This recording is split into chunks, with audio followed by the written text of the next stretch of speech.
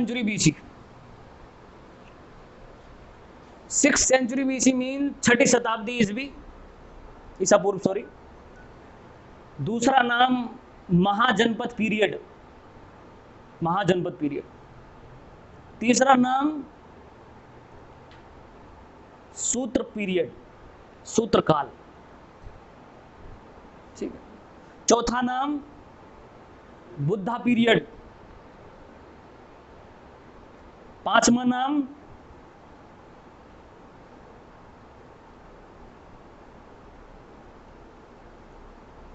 Second urbanisation. कितने सारे नाम हैं इसके।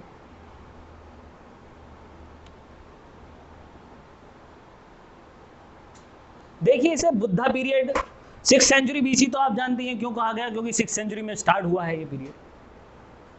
दूसरा है महाजनपद पीरियड, क्योंकि जनपद कन्वर्टेड इनटू महाजनपद। 16 महाजनपद मतलब स्टेट,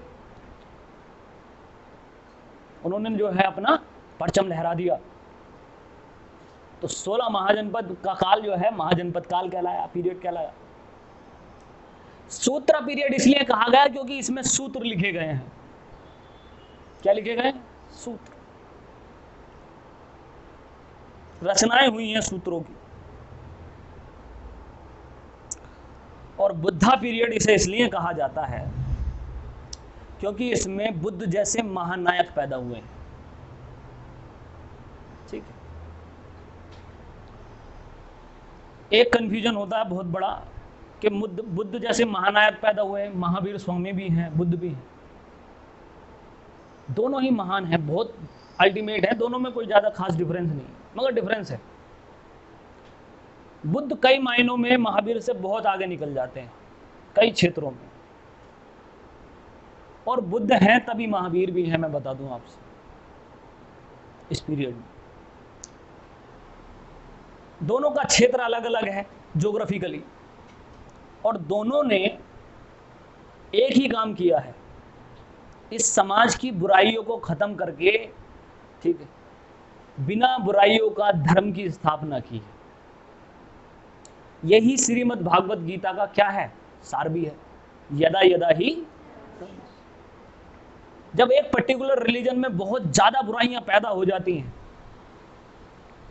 तो उसका कोई ना कोई ऑप्शन पैदा हो ही जाता है, कोई सेक्ट पैदा हो जाए, कोई विचारधारा आइडियोलॉजी पैदा हो जाए, होगी जरूर। इसीलिए जब भी आप इन दोनों रिलीजन को देखेंगे, वो दोनों ही रिलीजन समाज की बुराइयों को खत्म करने को सबसे ज्यादा एम्फेसाइज करते हैं। बौद्ध रिलीजन या गौतम बुद्धा ने अपनी बातों को बहुत ही स्पष्ट तरीके से रखा और सबसे ज्यादा साइंटिफिक तरीके से रखा। हमारे सिलेबस में और उनके प्रभाव दोनों में ही उनका वजन बहुत ज्यादा हो जाता है as compare to Mahavir Swami या जैन धर्म। बहुत ही प्रैक्टिकल साइंटिफिक तरीके से चीज़ों को रखा गया है, मिडिल वे के साथ, मिडिल पाथ के साथ, कोई एक्सट्रीमनेस नहीं है। इनकी इसी ब्यूटी के कारण भारत के संविधान में महात्मा गौतम बुद्ध को, ठीक है, बड़ा सम्मान और सबसे ऊंचा दर्जा दिया गया है। हमारा कोई बहुत बड़ा योगदान नहीं है गौतम बुद्ध की जर्नी को लोगों तक पहुंचाने में, या हमारी भारत सरकार का। गौतम बुद्धा की जो पावर है वो वैसे ही रिफ्लेक्ट करती है, वो सीमाओं में बंधे ही नहीं। He was known as light of Asia. China को उन्होंने जीत लिया, जापान को उन्होंने जीत लिया, साउथ कोरिया, नॉर्थ कोरिया, जितने भी ये आसियान कंट्री हैं, सब में आप गौतम बुद्ध की जीत पाओगे। जीतना बहुत तरीके से होता है, आपको बता दूं मैं, ये भी एक जीत ही है। श्रीलंका, तो एशिया को जो वे दिया है वो किसने दिया है? गौतम बुद्धा ने दिया है। वही पीरियड पढ़ने जा रहे हैं आज हम, 6th सेंचुरी बीसी का। जितना जानोगे उतना कम है। 1 घंटे में 1.5 घंटे में ये कहानी खत्म होने वाली तो है नहीं, लेकिन मैं पूरी कोशिश करूंगा कि गौतम बुद्धा का जो एसेंस है वो आपको पता चल जाए। ठीक, पहले इस पीरियड की बात कर लेते हैं, फिर गौतम बुद्धा की बात करेंगे। 6th सेंचुरी बीसी में के अलावा इसे सेकेंड अर्बनाइजेशन कहा गया। क्या कहा गया? Second urbanization. बहुत बड़ा एक तरीके से वर्ड है अर्बनाइजेशन। कैसा वर्ड है? लगता है आता है, लेकिन आता नहीं। यकीन ना हो तो देख लेना। तो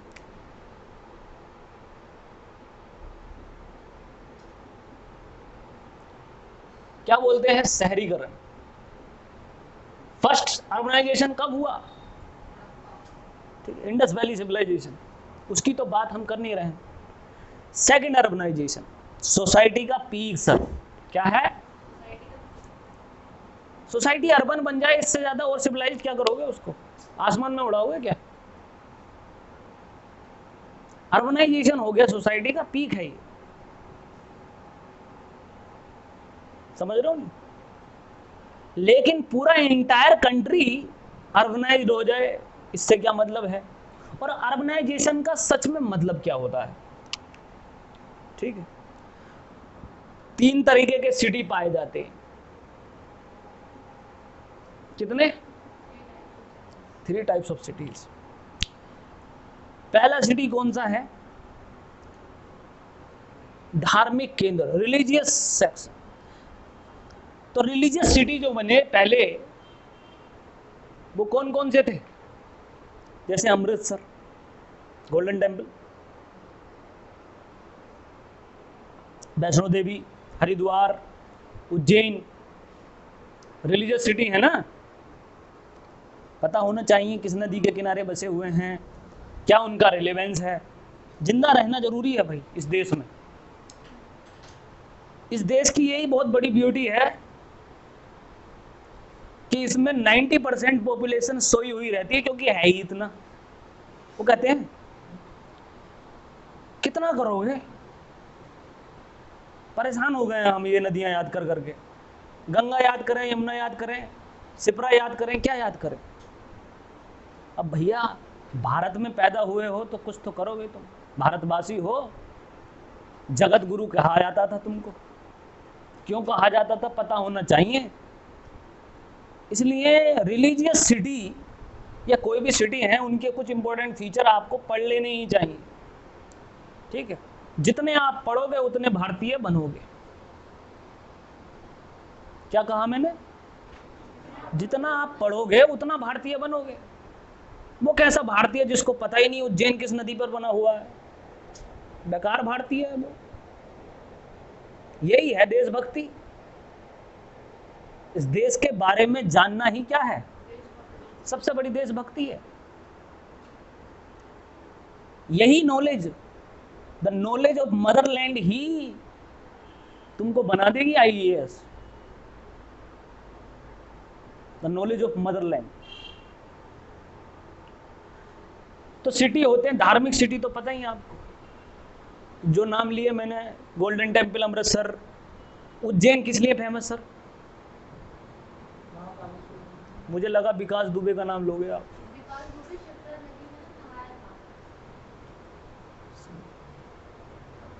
कौन सा टेम्पल बोला इन्होंने? महाकालेश्वर टेम्पल, बहुत बढ़िया टेम्पल। ठीक है। हरिद्वार,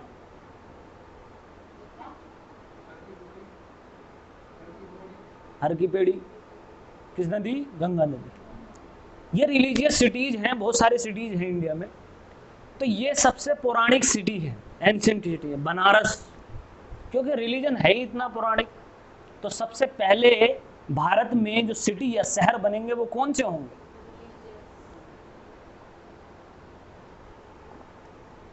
दूसरा, रिलीजियस सिटी के बाद में आते हैं हेडक्वार्टर्स या फिर पॉलिटिकल सिटी। ठीक है, कौन कौन से? दिल्ली, काबुल, दिल्ली हो गया, काबुल हो गया, पटना, पाटलिपुत्रा जिसे कहा गया। और फिर आते हैं अर्बन सेंटर्स।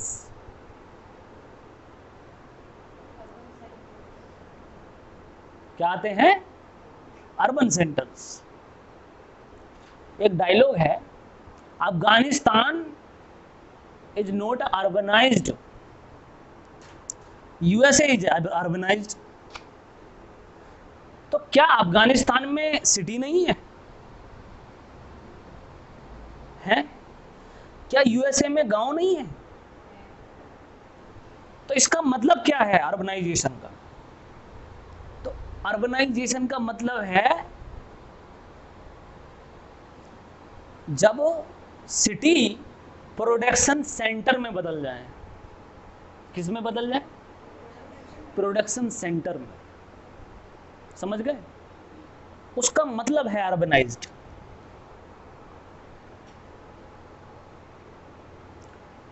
तो अर्बनाइजेशन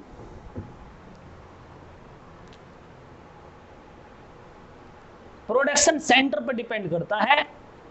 मतलब प्रोडक्शन इंप्रूव करेगा, सरप्लस करेगा, तभी सिटी बनेगा, अर्बन बनेगा, है ना? तो urbanization is the symbol of economic growth. किसका? Economic growth.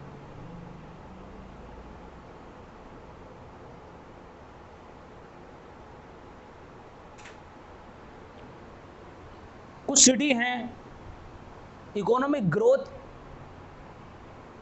समझ रहे? इकोनॉमिक ग्रोथ के लिए सिटीज को बहुत बड़े पैमाने पर प्रोडक्शन करना होता है, बाद में वो अर्बन सेंटर्स बन जाते हैं। कुछ सिटी जैसे कि यूएसए में डेट्रॉइट सिटी है, किस लिए फेमस है? ऑटोमोबाइल इंडस्ट्री के लिए। लिखते रहे ना, पता है, वो पता है आपको, गूगल बैठे हो ना तुम तो यहाँ। शिकागो है, किसके लिए? वर्ल्ड फेमस बता रहा हूं मैं आज की डेट में, मीट इंडस्ट्री के लिए। अगर आज की डेट में जो नाम मैं लूं और तुम्हें नहीं पता है तो मामला चक्रोट में चल रहा है।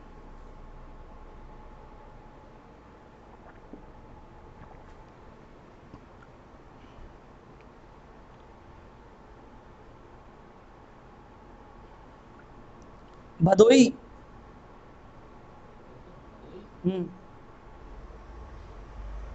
Mirzapur,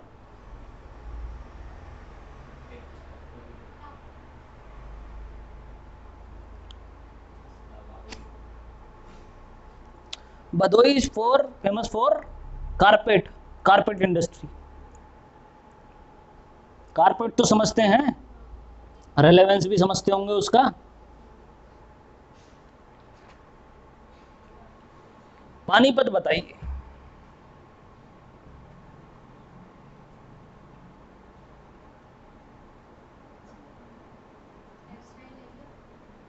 handlooms,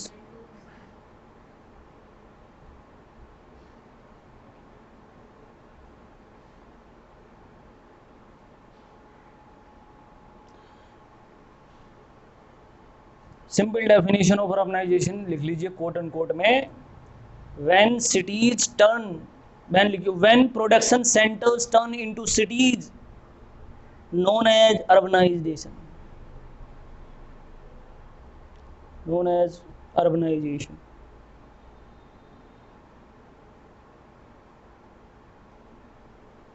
urbanization when production centers turns into cities known as urbanization। Clear हो गई बात? अर्बनाइजेशन बहुत बड़ी चीज है आज की डेट में। 2011 में वर्ल्ड सेंसस हुआ, इंटरनेशनल लेवल पर हमारा सेंसस के रिपोर्ट्स आए। इंडिया का भी हुआ। कौन सी नई बात हुई? कौन सी नई बहुत इंपॉर्टेंट बात हुई? जो हमारे देश की जो अर्बन पॉपुलेशन है ना, वो रूरल से ज्यादा पाई गई। हमारे देश की नहीं, इस पूरे वर्ल्ड की ओवरऑल पॉपुलेशन 50% से ज्यादा हो गई है अर्बन। ये नया सेंसस रिकॉर्ड आया, मतलब दुनिया आधी अर्बन से ज्यादा हो गई है, इंडस्ट्रियल हो रही है दुनिया। समझे अर्बनाइजेशन का मतलब? ऋग्वैदिक पीरियड ऐसे लिखी है, ऋग्वैदिक पीरियड, नो सिटीज, ठीक है। लेटर वैदिक पीरियड, यहां पे लिखेंगे सिटीज, सिटीज इज अवेलेबल, या लिखना cities are available, but for political reasons, for political reasons. और फिर महाजनपद पीरियड, सेकेंड अर्बनाइजेशन, फिर ऐसे लिखेंगे महाजनपद पीरियड, डैश लगा के लिखेंगे सेकेंड अर्बनाइजेशन।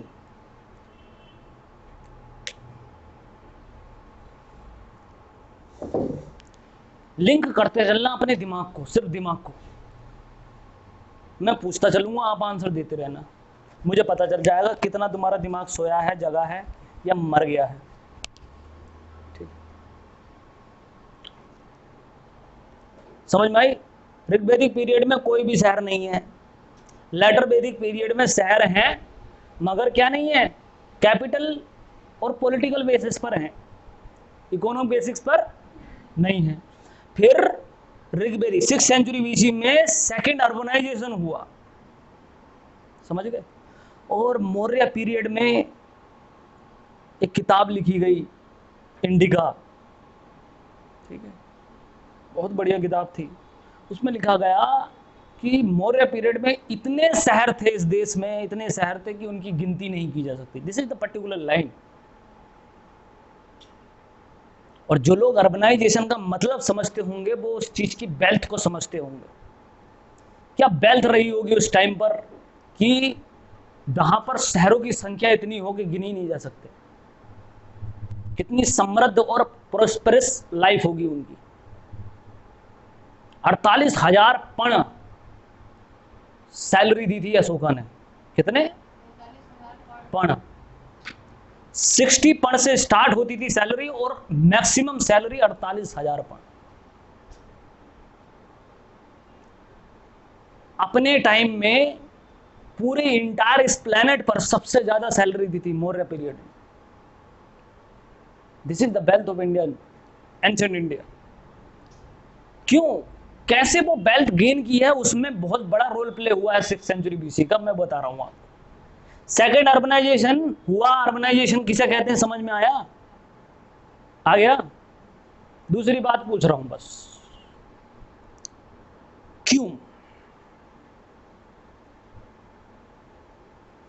क्यों प्रोडक्शन सेंटर या फिर अर्बनाइजेशन हुआ? इसके पीछे एक कारण सबसे बड़ा, क्यों?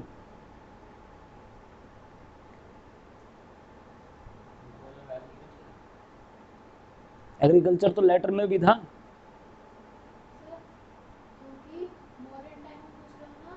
6th सेंचुरी बीसी,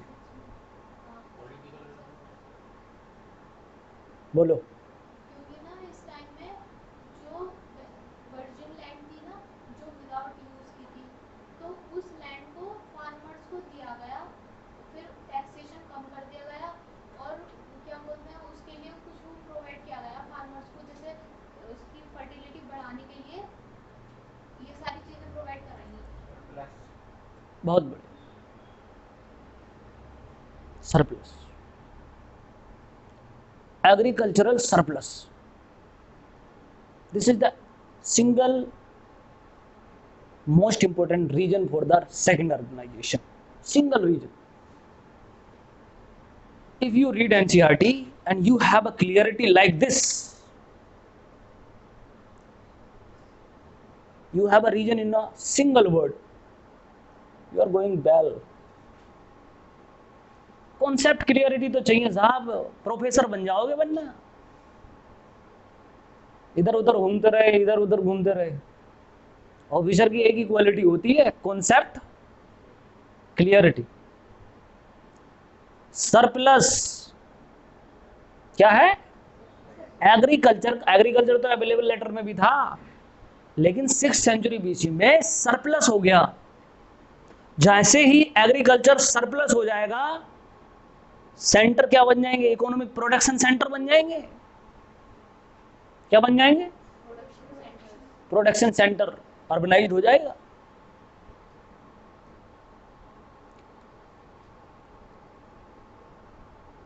तो सेकेंड अर्बनाइजेशन हुआ बिकॉज ऑफ एग्रीकल्चरल सरप्लस। ये बात लिख लीजिएगा आप।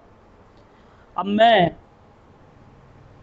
एक क्वेश्चन और पूछ रहा हूं, सबके लिए है, कोई भी आंसर दे सकता है। आपने आंसर दिया पीनट का पैकेट उसका, अभी के अभी। बहुत इंपॉर्टेंट क्वेश्चन, और मैं बता चुका हूं हजारों बार क्लास के अंदर, तुम लोगों को तो बता ही दिया है। एग्रीकल्चरल सरप्लस होने का मेन रीजन क्या था?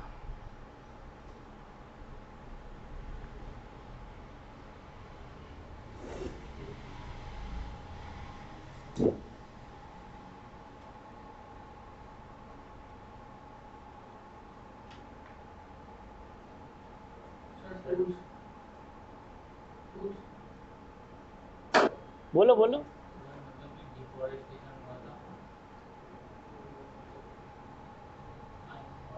हो गया, समझ गया मैं।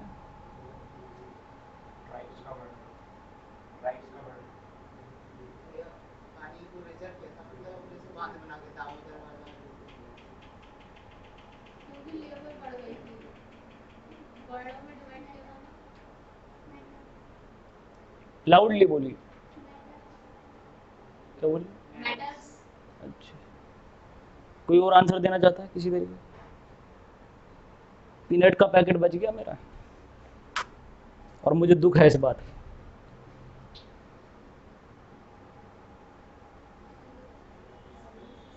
दुख पता क्यों है? क्योंकि पहले तो मेरी हिम्मत ही नहीं हो रही थी कि मैं दाव पे क्या लगाऊं, ये पीनट का पैकेट लगाऊं।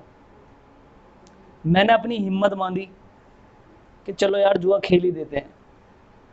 तो उस लम्हे में ही सोच लिया था कि हाँ गया ये अब हाथ से, लेकिन फिर भी तुम हार ही गए। Paddy system sir, NCERT 6th century BC का सबसे बड़ा गिफ्ट, इस वर्ल्ड के सबसे बड़े गिफ्ट में शामिल पेडी सिस्टम। पैडी टेक्नोलॉजी आ गई, रोपाई प्रणाली बोलते हैं हिंदी में। कौन सी प्रणाली चल रही है आजकल? धान की गुच्छी को इस तरीके से रोपना ही रोपाई पद्धति है, जो धान लगते हैं। और धान मतलब चावल, राइस। राइस मतलब the food of 60% population of this planet. 60% rice. Rice मतलब राइज। ये आया, ये रिवोल्यूशन थी sir. Paddy system was the revolutionary tools of agricultural revolution. क्रांतियों में से एक क्रांति है किसान के अंदर, पैडी सिस्टम। समझ गए? तो ये जो रोपाई पद्धति आई, ठीक है, लिख लीजिएगा, टेक्निकल डेवलपमेंट में आती है ये पैडी सिस्टम। तो पैडी सिस्टम कम या फिर बर्थ, लिखिए, paddy system come into existence in 6th century BC. It was the technological development, means sowing rice, sowing SOWING, sowing rice in water.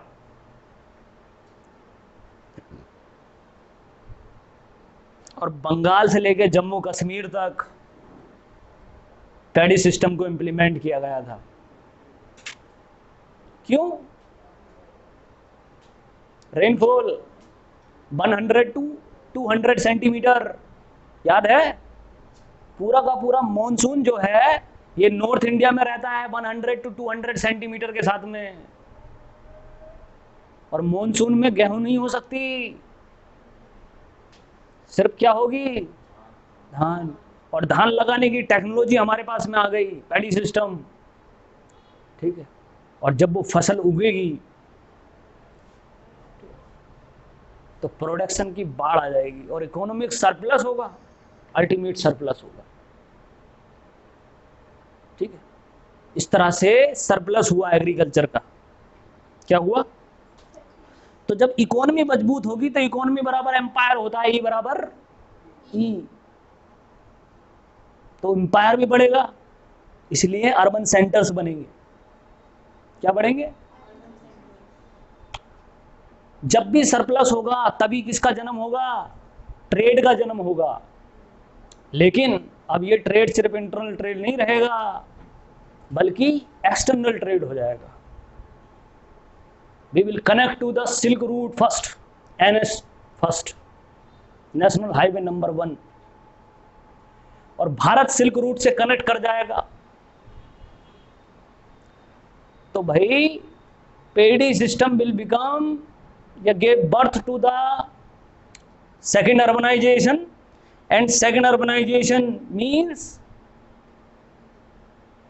Exploration of the trade, exploration of the foreign trade and exploration of the internal trade, explore हो जाए, विदेश तक चले जाएंगे हम, और देश के अंदर भी ट्रेड जो है बहुत बड़े पैमाने पर बढ़ेगा। समझ गए? ट्रेड बढ़ेगा भाई साहब।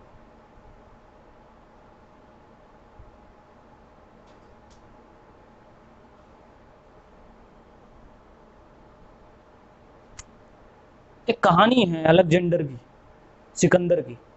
अभी आने वाला है सिकंदर भी आगे कुछ 100 सालों में।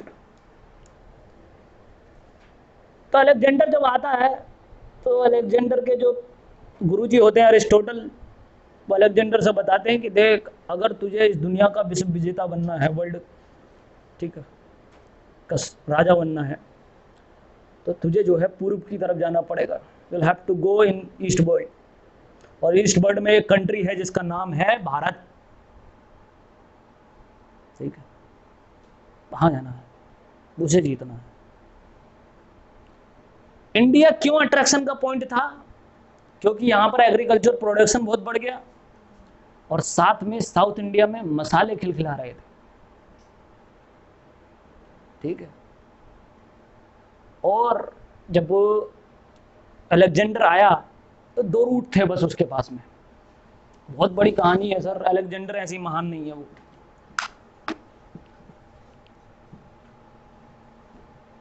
अलेक्जेंडर जब आया मैसेडोनिया से आया। कहां से?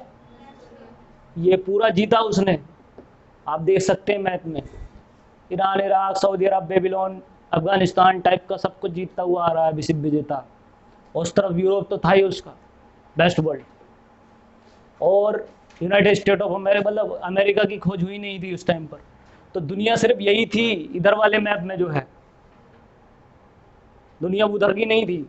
इसीलिए अगर इसे जीत लिया तो किसे जीत लिया? दुनिया को जीत लिया। इसीलिए विश्व विजेता बनना था उसका ख्वाब। और देखो कितने करीब पहुंच जाएगा, ये सब कुछ जीत लेगा अलेक्जेंडर, सब कुछ। यहां बनेगा सिल्क रूट। क्या बनेगा? ये silk route is related to China, ऊपर से जो जाता है,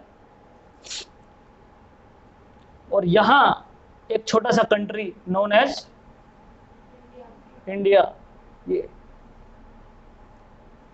अलेक्जेंडर ने सिल्क रूट भी जीत लिया। क्या बच गया उससे? इंडिया। इंडिया में जब सिल्क रूट जीतकर, ऊपर से जीतकर जब वो नीचे की तरफ आया, पाकिस्तान, पंजाब, कहां पहुंच गया? रावी नदी के तट पर। किस पर? तापी नदी के तट पर। पोरस से सामना हुआ, ठीक है। पोरस ने अपना वॉरियरपन दिखाया, ठीक है। वही इंडियननेस, बोले क्या सलूक किया जाए, बोले एक राजा दूसरे राजा के साथ में करता वही सलूक किया जाए। बोला वाह वाह वाह वाह वाह वाह, आ जाओ तुम। पोरस कौन था? भारतीय था, भारतीय, इंडियन। उसके बाद में अलेक्जेंडर की कहानी बिगड़ गई। मगध मजबूत हो रहा था, उसकी सेना टूट रही थी। टूटना किसे कहते हैं? सेना का टूटना नहीं, जिंदगी का ही टूटना होता है डिमोटिवेशन।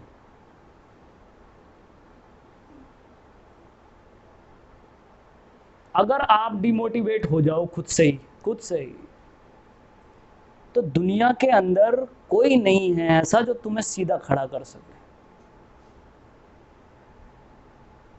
ठीक है। ये तो इंडिया था। इंडिया का दस्तूर ही अलग होता है। जो अब तक देखते आ रहे थे वो एक जैसा ही लग रहा था, लेकिन इंडिया में हर एक जगह घाट घाट पर पानी बदल रहा था, घाट घाट पर आदमी बदल रहा था, नेचर बदल रहा था लोगों का। बोले ये कौन सा देश है भाई, ठीक है। नॉर्थ इंडिया के आदमी से बात कर रहा है अलेक्जेंडर, कुछ अलग तरीके से बात हो रही है। मगध के पाटलिपुत्र से बात कर रहा है, अलग तरीके से बात हो रही है। वो अलग कहानी है, बताएंगे अलेक्जेंडर में ही। लेकिन इंडिया को नहीं जीत सका।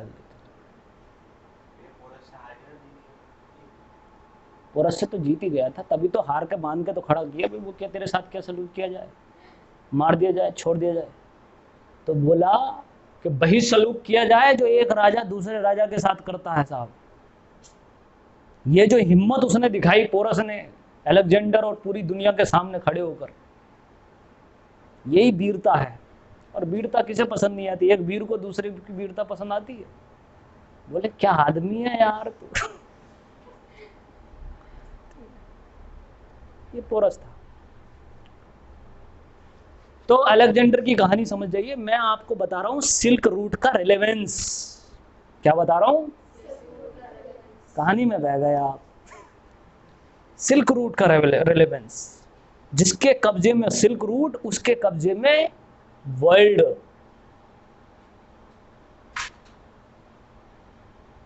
ठीक है, ये बता रहा हूं। तो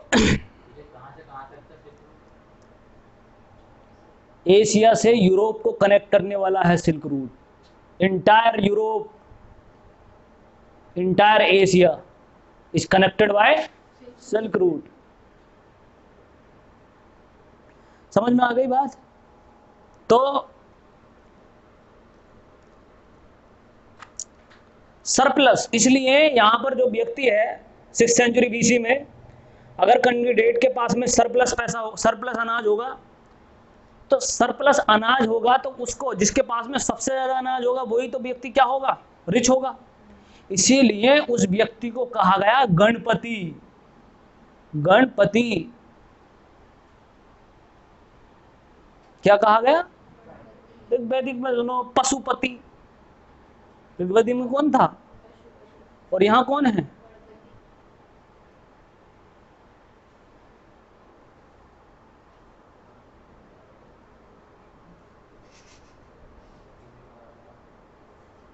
ठीक है। सरप्लस होगा तो भाई डिमांड एंड सप्लाई का चेन मजबूत होगा और परचेजिंग पावर क्या हो जाएगी? हाई हो जाएगी, बढ़ जाएगी।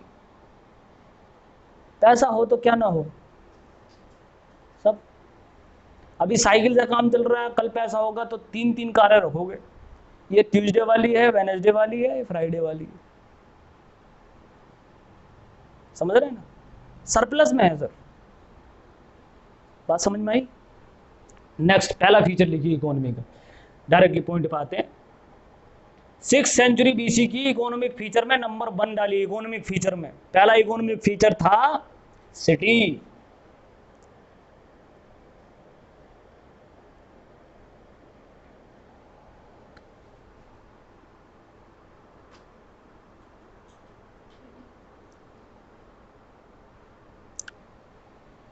नाम भूल गया मैं, किसने लिखा था ये, चाणक्य ने बोला या नहीं किसने बोला, ठीक है। एम्पायर लिख लेना, इसी में एक डायलॉग है बेहतरीन, एम्पायर इकोनॉमी की गोद में ही पलता है।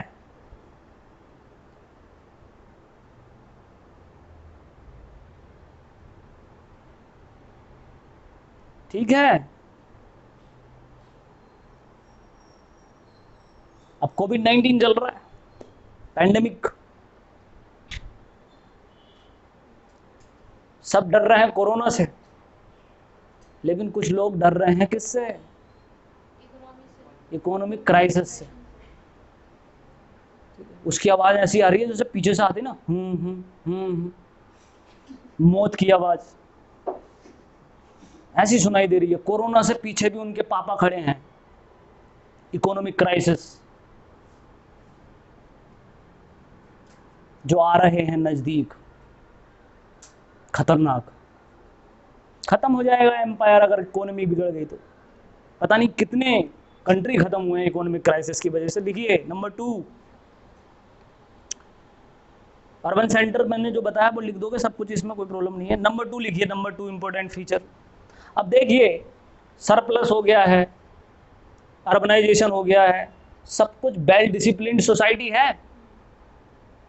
इसीलिए जहां पर भी सोसाइटी वेल डिसिप्लिन्ड हो जाएगी, व्यवस्थित हो जाएगी, ऑर्डरली हो जाएगी, वहीं पर जन्म हो जाएगा करेंसी का।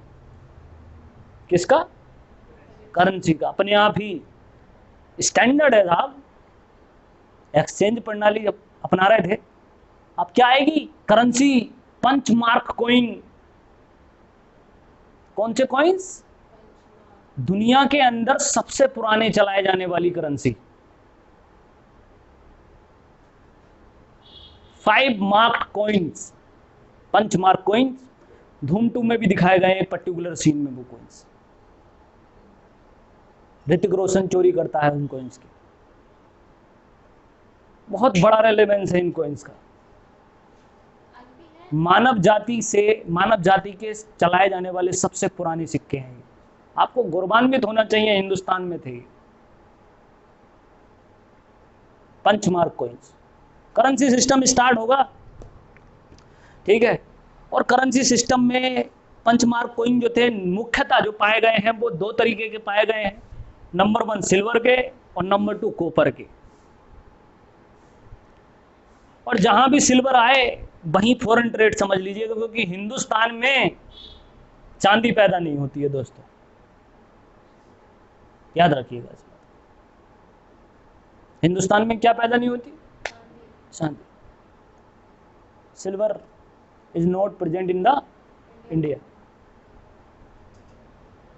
तो इसका मतलब अगर चांदी के पंचमार्क कॉइन रहे होंगे तो हमारा फॉरेन ट्रेड क्या रहा होगा? बहुत मजबूत रहा होगा। और कॉपर के भी मिले हैं। इकोनॉमी तो समझ लो परचम लहर रहा है एकदम। इकोनॉमी अपने बेस पर आ गई है। इसीलिए इसी टाइम पर जब इकोनॉमी अपने मेन फ्लो पर आएगी तो कम्युनिटी के अंदर एक ऐसा तबका पैदा हो जाएगा जो सरप्लस होता है, तो उसमें एक ऐसा तबका पैदा हो जाता है जिसको हम मीडिएटर बोलते हैं।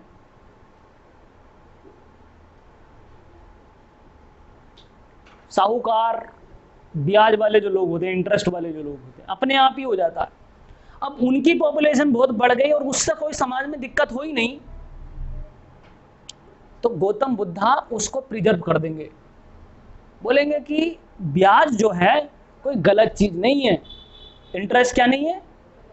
गलत चीज नहीं है। समझ रहे हैं? अगर आपके पास में सरप्लस में 100 रुपए पड़े हुए हैं, कितने रुपए? और वो आप मुझे दे दो और मैं इन 100 रुपए से 500 रुपए कमा लूं और आपको एक्स्ट्रा 20 रुपए दे दूं किराए के, तो इसमें गलत क्या हुआ? समझ गए? और कहा कि it's a very good phenomena. वहीं इस्लाम में ब्याज क्या है? वहीं ऋग्वेद में ब्याज क्या है? समझ गए? ऋग्वेद और इस्लाम तो एक ही थाली के चट्टे बट्टे हैं। क्यों? क्योंकि नोमैडिक हैं, पेस्टोरल हैं, नेचर पर डिपेंड कर रहे हैं, इसमें जरूरत ही नहीं है।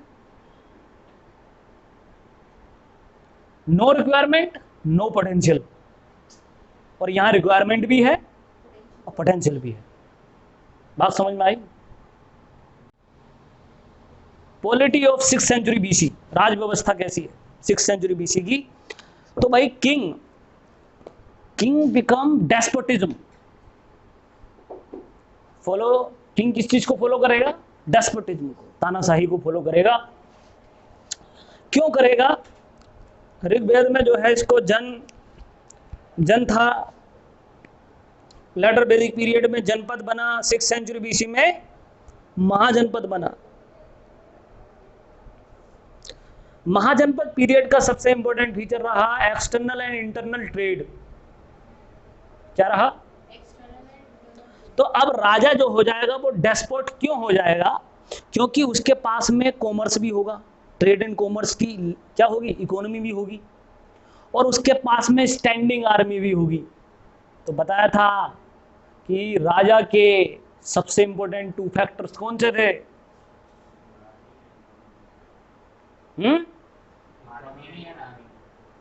टैक्सेशन एंड आर्मी, दोनों ही उसके पास हो जाएंगे।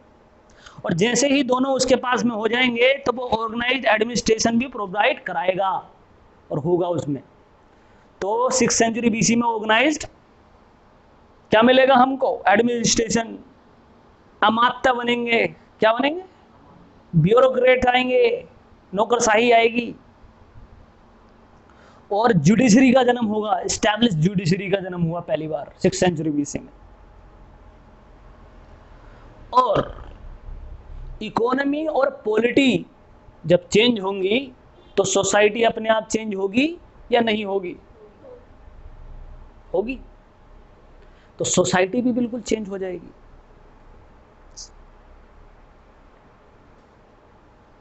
फॉर एग्जाम्पल, सोसाइटी में क्या चेंज आएगा? सोसाइटी में चेंज आएगा, लिख लीजिए पहला point, upliftment of status of Shudras and women and वैश्य। बहुत बड़ा अपलिफ्टमेंट था ये दुनिया को, ये स्पेसिफिकली इस क्लास को हमेशा खुशगुजार होना चाहिए। इस पर्टिकुलर टाइम के लिए महिलाओं की स्थिति को दोबारा सुधारा चाहिए। ठीक, upliftment of status of womens and Shudra and Vaishya, तीनों की स्थिति सुधरेगी। लेटर वैदिक पीरियड में शूद्र होगा सेवक, ठीक है, और कृषक का नौकर शूद्र होगा, ठीक है। और 6th सेंचुरी बीसी में क्या होगा? शूद्र की स्थिति बदल जाएगी क्योंकि सरप्लस होगा, और सरप्लस होने से जो है उसके अंदर स्पेसिफिकेशन आएगा। फॉर एग्जाम्पल, वेविंग होने लगेगी तो वेबर बन जाएंगे तो उनकी स्थिति भी सुधरेगी। पोट्री करने वाला जो कुम्हार है उसकी भी स्थिति क्या हो जाएगी? सुधरेगी।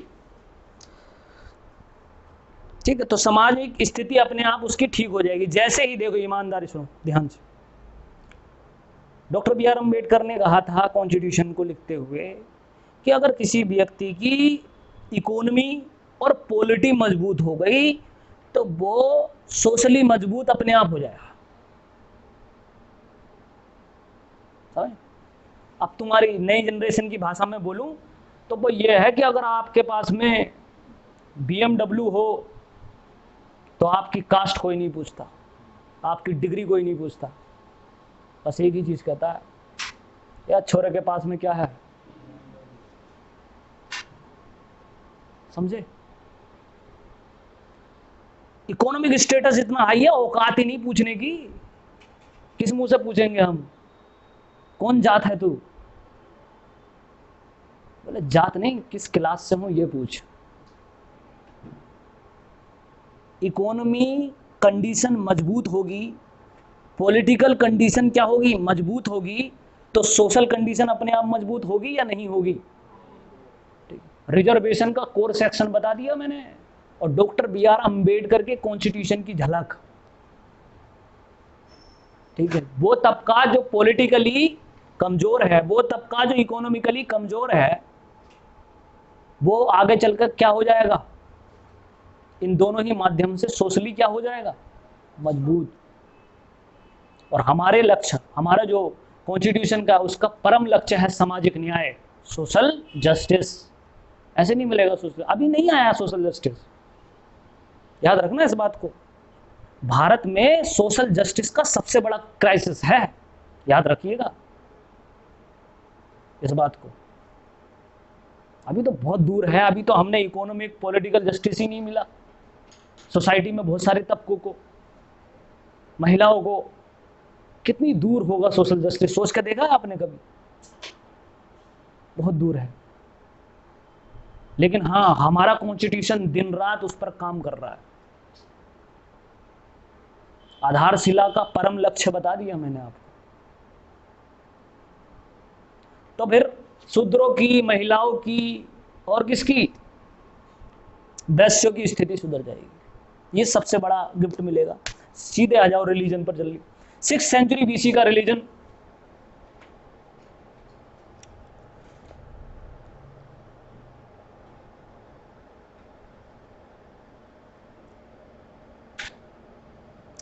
ठीक है। सोसाइटी में इकोनॉमी चेंज, पॉलिटी चेंज और सोसाइटी चेंज, तो रिलीजियस वैल्यूज अपने आप चेंज हो जाएंगे। लिख लीजिएगा इन बातों को।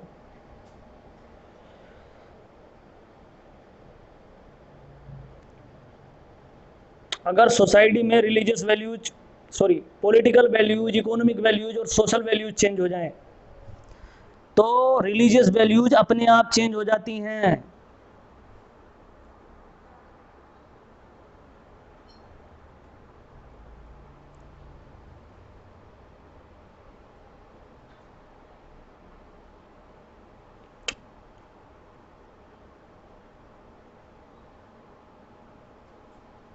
अब समझिए सोसाइटी में रिलीजियस वैल्यूज कैसे चेंज हुई। लोगों के अंदर इंटेलेक्ट आना चालू हो गया और सोसाइटी संप्रदायों में बैठ गई। किसमें? सेक्ट्स, संप्रदाय। और इस 6th सेंचुरी में टोटल संप्रदाय जो देखे गए हैं वो हैं 64 संप्रदाय। कितने? लेकिन 64 को तो पढ़ना ही असंभव है। इससे आपको एक बात पता चलती है कि सोसाइटी में कितनी वैरायटी आ गई होगी, कितना लिबरलिज्म आ गया होगा कि 64 संप्रदाय पैदा हो गए। और उसमें से 3 संप्रदाय जो बने क्रांतिकारी संप्रदाय, उनको हम पढ़ेंगे। और इन 3 में से भी नंबर 1 संप्रदाय जिसे हम बौद्ध धर्म कहते हैं, ठीक है, वो पढ़ेंगे सबसे ज्यादा। तो 64 में वो 3 कौन कौन से थे? एक तो लिख लीजिए, बुद्धिज्म, जैनिज्म दूसरे नंबर पर, और तीसरे पर है आजीविका।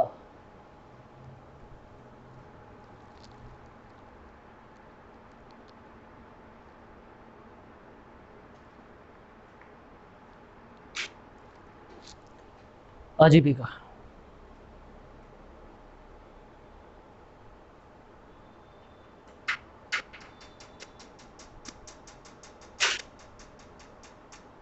अब देखिए इसमें भी गौतम बुद्ध का जो संप्रदाय है वो सबसे ज्यादा बड़ा है। बुद्ध, सीधे बुद्धिज्म की तरफ बढ़ते हैं हम। बुद्धिज्म में एक किताब है सर एडविन अर्नोल्ड ने लिखी थी 1879 में। कब? एडविन अर्नोल्ड ने लिखी है। नाम था लाइट ऑफ एशिया कहा बुद्ध को उन्होंने। ठीक है, वेस्ट वर्ल्ड में जो है ना, एक बड़ी खूबी रही है क्यूरियोसिटी की। ये लोग जो है जानने में बड़ा विश्वास रखते हैं। हमारे यहां पर क्या है कि नेकी करते हैं, दरिया में डाल देते हैं। वो क्या कहते हैं, वो दरिया में जाते हैं, उस नेकी को उठा लेते हैं। तो ये हुनर बड़ा शानदार है उनका। हमारे यहाँ तो तभी तो भारत को जो है, it is the land of gurus, it is land of Bhagwan lord. कोई तोड़ नहीं इंडिया का। तभी तो कहा जाता है 1879 लग गया ये जानने में कि हाँ लाइट ऑफ एशिया है। किसने बताया? West world. ठीक है। हमारे यहाँ तो बुद्ध बुद्ध हैं, कबीर कबीर हैं। उन्हें सुना दो कबीर और बुद्ध की कहानी तो वो उनके बाल खड़े हो जाते हैं। क्या बात कर दी। ठीक है, मैं भी सब कुछ छोड़ने को तैयार हूं। ठीक है, पागल हो गए, भगवत गीता पढ़ गए सारे के सारे फॉरनर्स आते हैं यहाँ पर वृंदावन में, देखिए आप जाके। ठीक है, राधे राधे, मोहन मोहन, इम्पैक्ट देख रहे हैं आप।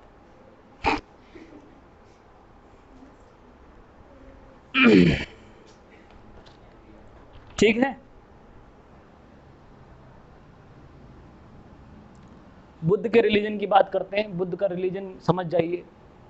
बुद्ध का मतलब, सॉरी, रिलीजन का मतलब है रूल एंड रेगुलेशन, नियम और कानून।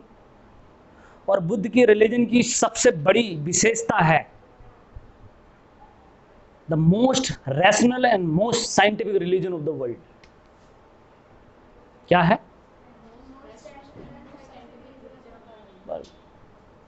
Most scientific.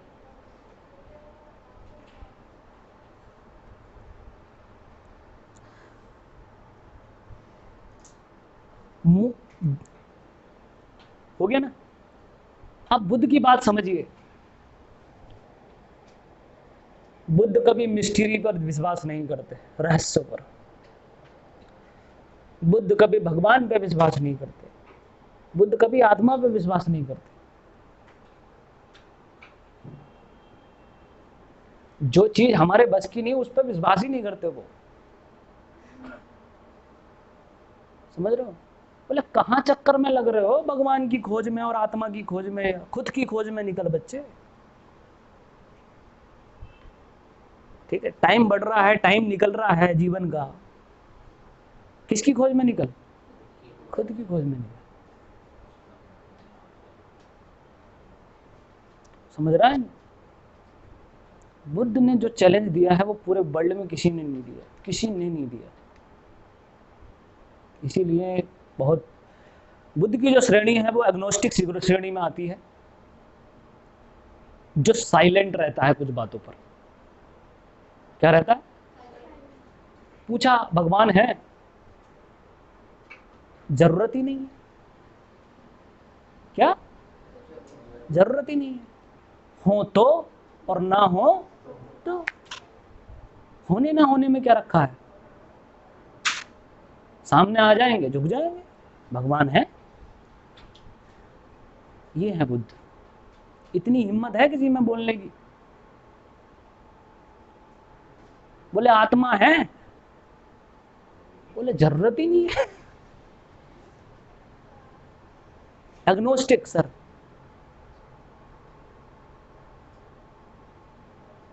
लेकिन चेतना है, कॉन्शियस है।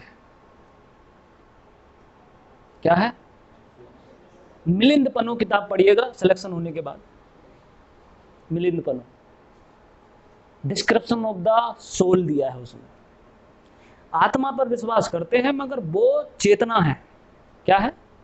चेतना जो महसूस होती है वो है।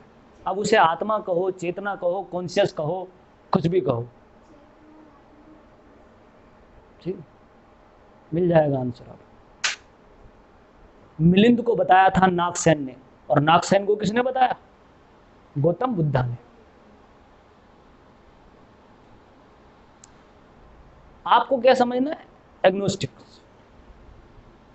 जो चीजों पर खामोश रहता है। अगर जो चीज तुमसे नहीं आती है, जिस चीज की तुम्हें डिस्क्रिप्शन नहीं देना है, उस पर अगर खामोश हो जाओगे तो तुम्हारा ईगो हर्ट हो जाएगा क्या? नहीं होगा ईगो हर्ट? वही तो बताया है किताब में, पढ़नी पड़ेगी। समझ रहे हैं? तो दुनिया के अंदर 90% लोग जो उलझे हुए हैं वो भगवान और आत्मा में उलझे हुए हैं। ठीक है? ये जो रिलीजन है वो भगवान और आत्मा से बाहर निकाल देता है, इस उलझन से बाहर निकाल देता है। पहले ये 2 चीजें हटाओ आप, अगर जीवन को समझना है तो। कौन सी चीजें? आत्मा और भगवान। ठीक है, इन दोनों चीजों को हटा दो, अब समझो दुनिया को, अब देखो इस दुनिया को। ये है बोथ रिलीजन। और वो डिनाई नहीं करते किसी चीज को, ना भगवान को डिनाई करते ना आत्मा को डिनाई करते। तभी तो पागल हो गए पब्लिशर्स। जो कच्चे पब्लिशर्स होते हैं ना, थोड़े और कच्चे, अरिहंत तो ठीक ठाक है मामला, कुछ और कच्चे होते हैं, उपकार से भी नीचे के स्पिरिट पब्लिकेशन, ठीक है, आरंभ पब्लिकेशन, ये वाले जो पब्लिकेशन है ये तो पागल हो जाते हैं, बोले ये क्या कर गए, ये समझ नहीं आ रही। आज तक नहीं समझ में आता बुद्ध का जो सेक्शन है। उन्होंने भगवान को मना भी नहीं किया, हाँ भी नहीं किया। उन्होंने आत्मा को मना भी नहीं किया और हाँ भी नहीं किया। अब बताओ किस श्रेणी में रखोगे उनको? कुछ लोग उन्हें नास्तिक कह देते हैं। क्या कह देते हैं? कि नास्तिक धर्म है। लिखिए,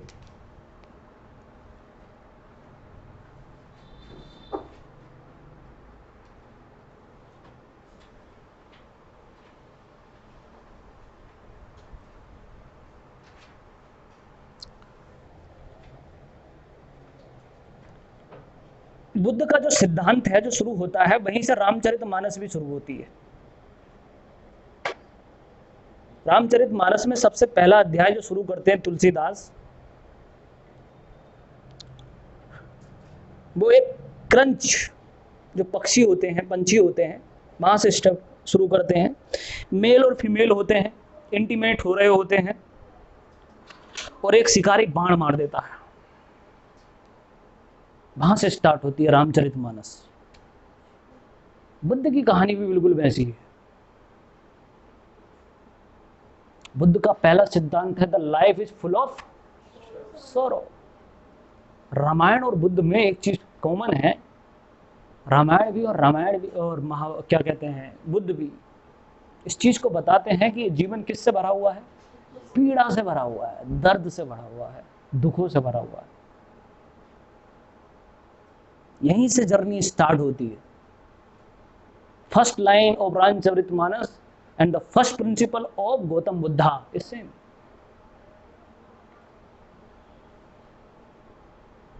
समझ गए? The life is full of सोरो। शिकारी के तीर मारने से मेल आदमी की, जो मेल पंछी था, वो मर जाता है। ठीक है, तो फीमेल जो बचती है उसके जीवन का डिस्क्रिप्शन स्टार्ट करते हैं तुलसीदास, वही फुल ऑफ सोरो है। और यहां पर भी बुद्ध क्या कहते हैं पहली line? The life is full of sorrow. तो बुद्ध के 4 आर्य सत्य हैं, the 4 noble truth of Gautam Buddha. समझते जाइए और एहसास करते जाना। 4 noble truth. Truth number 1, the life is full of, life की जगह वर्ल्ड कर देना, the world is full of sorrow. दुनिया किससे भरी हुई है? देखिए, अब ध्यान से समझिए, इस चीज का हम थोड़ा ऑपरेशन करते हैं तो the world is full of सोरो, वो सेंटेंस जो यूज करते हैं वो the world is full of सोरो करते हैं। वो ये नहीं कहते कि द वर्ल्ड इज सोरो। मतलब गुंजाइश किसकी है? हैप्पीनेस की है। भरा हुआ है ना दुखों से, खाली कर दो उसको। ये है मैसेज छिपा हुआ लाइन में। सेंसेस से कॉन्शियस। सेंसेस के साथ तो हम जिंदा होते हैं, पैदा होते हैं। कॉन्शियस हमें क्या करनी पड़ती है? अचीव करनी पड़ती है। तो हम पैदा हुए हैं फुल ऑफ सोरो में, और अगर हम उसे खत्म कर दें, उस फुल ऑफ सोरो को खत्म कर दें, तो शायद हैप्पीनेस मिल जाए। यही बात है, इसलिए और आर्य सत्य लिखी है। देखो पहली बात मैं बताऊं आपसे, इन्होंने क्वेश्चन पूछा कि भाई ये जो वर्ल्ड है ये सोरो में क्यों है? किसमें? तो सोरो में उन्होंने आंसर दिया अज्ञानता, इग्नोरेंस। क्या बोला? अज्ञानता दुखों का कारण है। Ignorance is the reason for sorrow. अब अज्ञानता को सही लफ्ज में देता हूं। अज्ञानता, अज्ञानता मीन्स लस्ट। इंग्लिश में निकाला ये वर्ड इन्होंने, लेकिन इंग्लिश नहीं बोली थी उन्होंने, एक शब्द यूज किया था। ठीक है? नहीं, वो लफ्ज था तृष्णा। मृग तृष्णा सा, सुना है तृष्णा? बहुत ही कमाल वर्ड है। इसलिए मैं आपको कहता हूँ ट्रांसलेशन पर कभी विश्वास मत कीजिएगा किसी चीज को। जो चीज जैसी है ओरिजिनली वैसी ही पढ़िएगा। डिजायर निगेटिव नहीं होती, इसलिए it's not a word for Dzire. आज अगर मैं तृष्णा बताऊं और समझ जाओ आप, तो फिर हम अपनी क्लास में तृष्णा वर्ड यूज करेंगे। उसकी जगह पर हम अज्ञानता बस क्या यूज करते हैं? Desire, lust. गलत है दोनों ही सब। तृष्णा क्या है? तृष्णा का मतलब होता है मिराज। क्या होता है? ध्यान से समझिए, मिराज क्या है? मिराज मतलब प्यास। मिराज बनते हुए देखा है आपने? कहां? रोड पर देखा है। देखते ही रहोगे, जिंदगी में कभी अचीव नहीं कर पाओगे। ये है तृष्णा। मिराज की खूबी क्या होती है? जैसे उसके करीब जाते हो गायब हो जाती है। समझ गए? जैसे तुम्हें जो है मैं साइकिल गिफ्ट करूंगा, तुम्हारी इच्छा कौन सी हो जाएगी? और बाइक कर दी तो? कार कर दी तो? ठीक है। हेलीकॉप्टर कर दिया तो? ठीक है। फिर एक एंड टाइम आएगा फिर मरना चाहता हूं। ये है मिराज, तृष्णा। समझ जाना, नहीं समझे तो अल्फाजों में रह जाओगे। समझ गए? नहीं, फीचर को समझो। ऐसे ही बोल रहे हैं कि जिसे जहां हम खुशी ढूंढने चलते हैं या चले हैं, वो सच में खुशी है ही नहीं, इसलिए मिराज है। दुखों का कारण क्या है? मिराज, तृष्णा है। और जिसको हम समझ रहे हैं कि ये खुशी है, ये खुशी नहीं है। ये हमारी क्या है? अज्ञानता है। बात समझ में आ गई? एसेंस समझ में आ जाए तो बहुत बढ़िया क्लास हो जाएगी। एसेंस समझ में ना आए तो फिर ढूंढते रहना। समझ गए? अब देखो हमारे कल्चर में और वेस्टर्न कल्चर में क्या डिफरेंस है, कैपिटलिज्म में क्या डिफरेंस है। Capitalism means mirage, the life and world is just like a mirage. Mirage ही है वो, उसी को सब कुछ बना दिया। ठीक है? उनके लिए खुशी सिर्फ क्या है? कैपिटलिस्टिक या मटेरियलिस्टिक वर्ल्ड ही खुशी है। वो आपके पास नहीं तो तुम दुनिया के दुखी इंसान सबसे ज्यादा।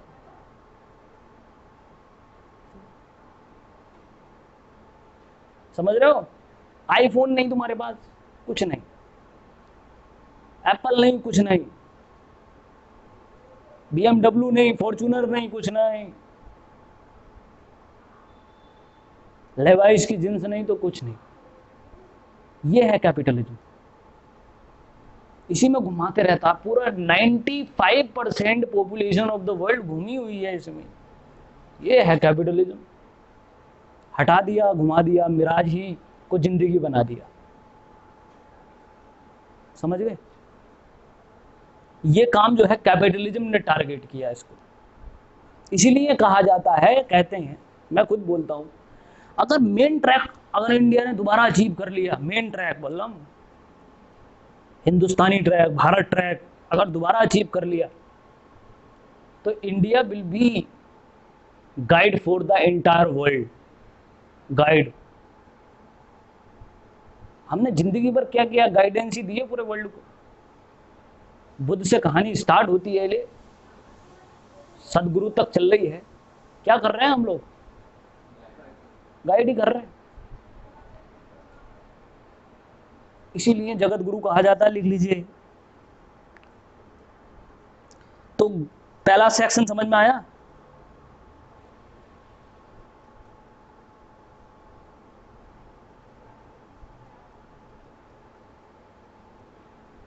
ठीक है।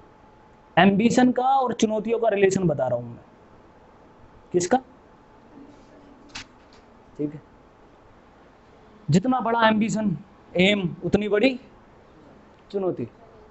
याद रखिएगा।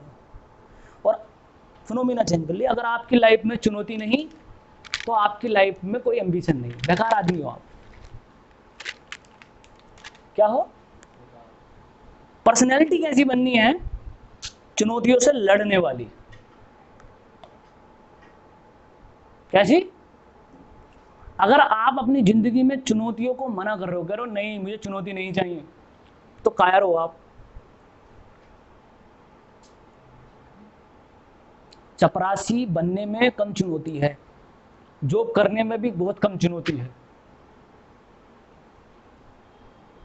सिक्योरिटी गार्ड को देखो, बैंक के बाहर बैठा रहता है एक बंदूक के साथ में, कभी बीड़ी लगाएगा, कभी तंबाकू घिसेगा, और ऐसा करके बैठा रहेगा। उस पूरी बैंक में सबसे कम टेंशन किसको है? उसी को है, चपरासी को है। मैनेजर को देखो, एसी में बैठा, सब कुछ रहा, परेशान है। चुनौती, चैलेंज आपकी स्टेटस को दर्शाते हैं। ठीक है। छोटा पद, छोटी चुनौती, बड़ा पद। और अगर आपको चुनौती नहीं लेनी, तो कौन सा पद चूज कर लीजिए? छोटा, छोटा सा बस। शांति सुकून से जिंदगी कट जाएगी, मर जाओगे पर। ठीक है। और इधर है चैलेंजेस, और चैलेंजेस होता है मजा, आनंद। किसके लिए है? अरिस्टोक्रेसी के लिए। और मूर्ख के लिए चैलेंज क्या होता है? दुख। क्या होता है? दुख। कभी लटक रहे हैं, कभी सेल पास खा रहे हैं, दुख है। समझ में आया? चैलेंज और उसका रिलेशन। पॉइंट नंबर 2 दूसरा लिखिए।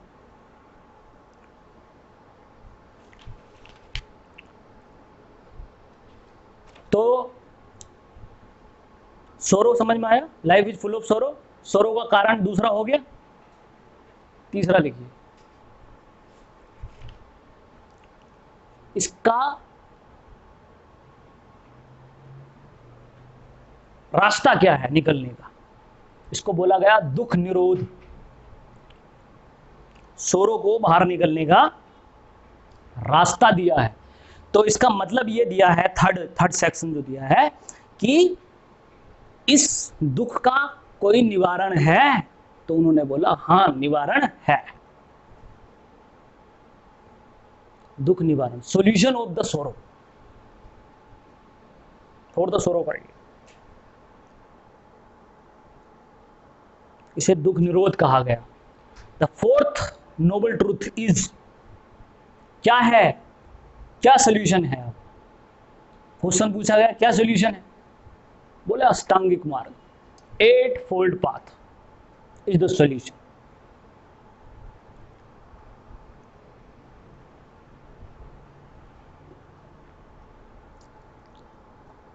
और भाई किसी भी रिलीजन आइडियोलॉजी में वो सेक्शन होता है जिसमें मैनिपुलेशन सबसे ज्यादा हो सकता है। बुद्ध में भी यही एक वो सेक्शन है जहां पर हर एक व्यक्ति 8-fold पाथ को अपने अपने तरीके से देखता।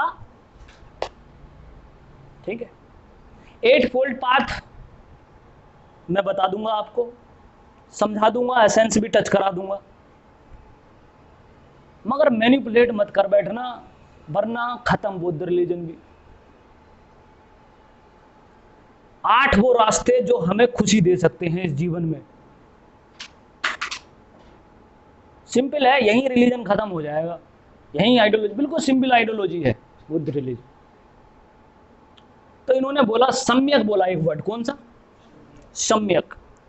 फिर जो बेस्ट वर्ल्ड में पढ़ा गया सम्यक वर्ड, तो इसको इंग्लिश में ट्रांसलेट किया गया इन्हें, तो डिक्शनरी में आ गया राइट। सम्यक का मतलब राइट, तो मैं तो सम्यक ही बोलूंगा, तुम बोल लो राइट। तो इन्होंने बोला जो 8-fold पाथ है उसमें पहला फोल्ड पाथ इन्होंने दिया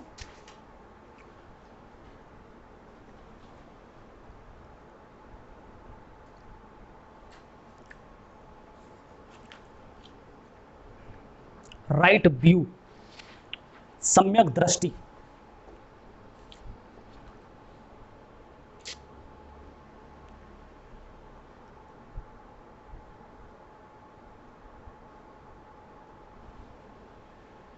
दृष्टि, विजन। देखिए दृष्टि उसे कहते हैं जो सही और गलत को पहचान सके। क्या कर सके? तो बस सम्यक दृष्टि के सामने लिखिएगा